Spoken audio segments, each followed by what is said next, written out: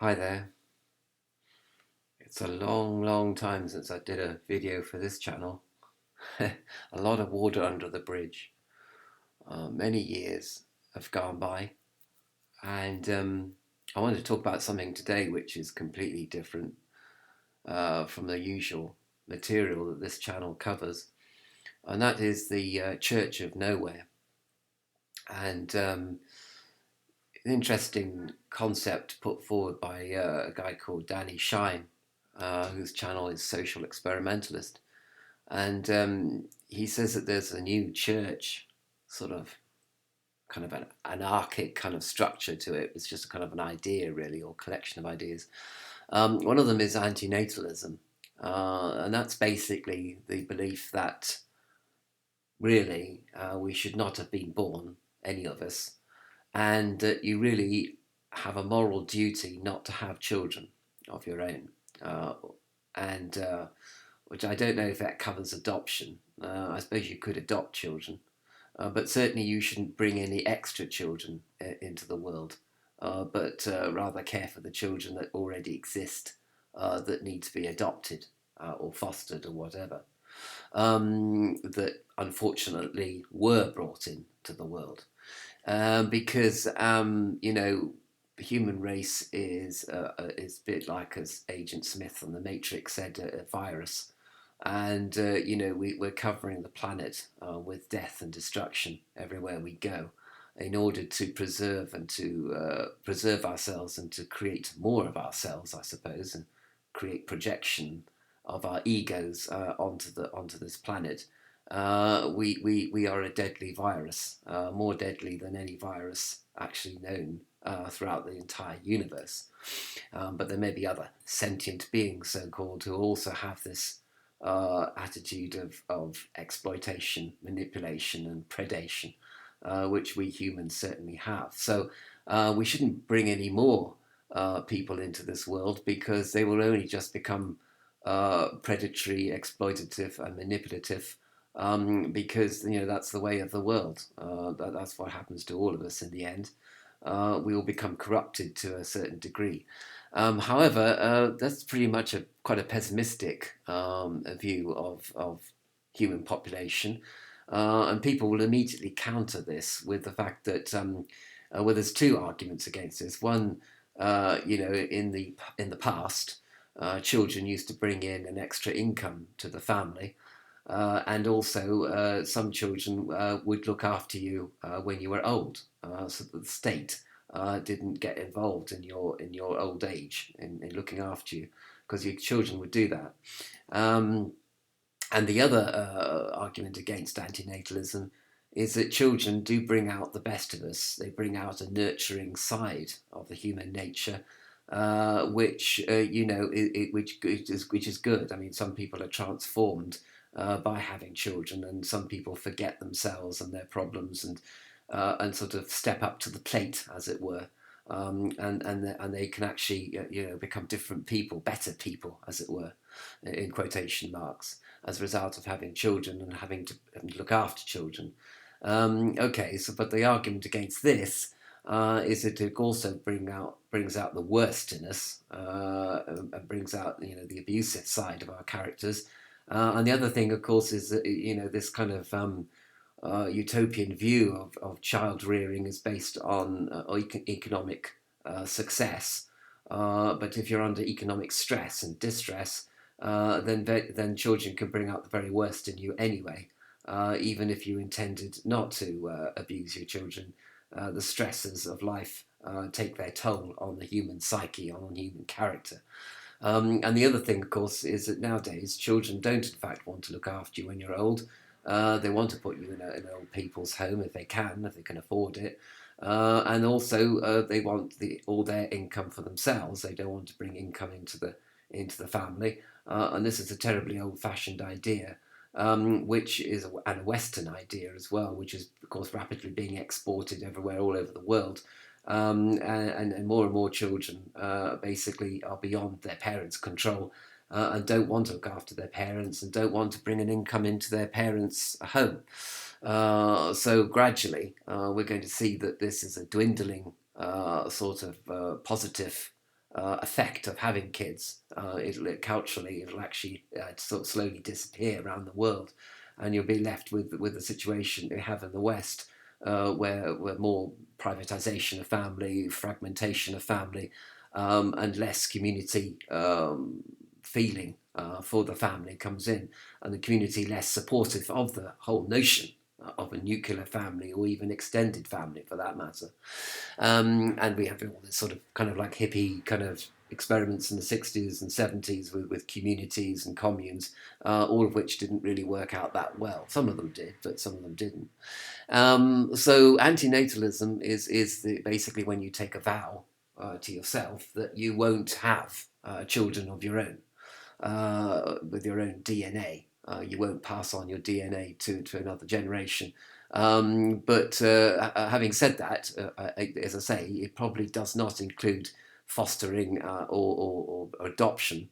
So you would adopt children basically who weren't wanted by their parents, and that wouldn't be exactly antinatalist. But that would sort of be a bit of a controversial issue within the Church of Nowhere, I'd suggest. Now, the second thing is veganism. And talk about the two population explosions, and the fact that all the farm animals, farting all the time, produces lots of CO2 gas in the atmosphere. And veganism is one of the ways that you can actually help by reducing CO2 gas in the atmosphere, by not actually depending on the products of cows and sheep and cat and pigs and poultry and all that.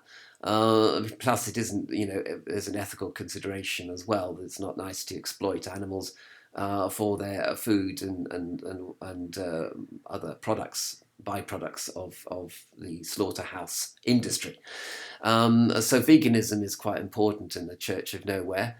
And there's many arguments for veganism on health issues as well, which I won't go into because they are rather controversial. And I think, diet is a matter of personal preference and a personal kind of experimentation to see what kind of diet, even within veganism, best suits you. And you've got to be very careful with your diet, and especially with children's diet.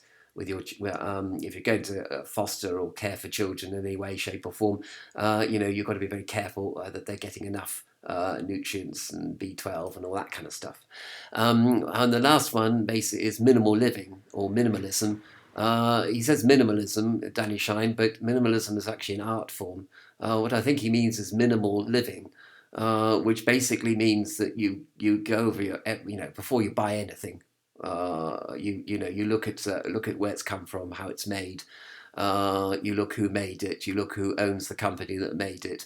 And you try to avoid buying things which are made by corporations, made by companies that are owned by corporations. You try your best to avoid things that come from Israel, for example, other countries where there is exploitation of workers or political exploitation of other ethnic groups, for example, within that country. And so you have to go through a list when you go out shopping, and try to shop ethically if you possibly can, and try to shop ethically and look for labels and look for companies that are behaving ethically towards their workers and things like that when you buy coffee, for example, and things like that. But otherwise, minimal living is also only buying what you need rather than what you want. So if you really need something high tech, because you're partially sighted or blind or something, then that's okay. But if you're just buying something because you just need it, want it, because your neighbour has it, because some peer group member has it, then that's not sufficient good reason to actually buy the thing new, or even second hand for that matter. But second hand and recycled obviously is better than buying new in any case. Although it was new at one time, which is, like some people say, well, I'll buy a second-hand leather coat because it's second-hand, but it was new to begin with, and it has come from the slaughterhouse or from the tannery. So basically even second-hand things are sometimes a bit dodgy as well.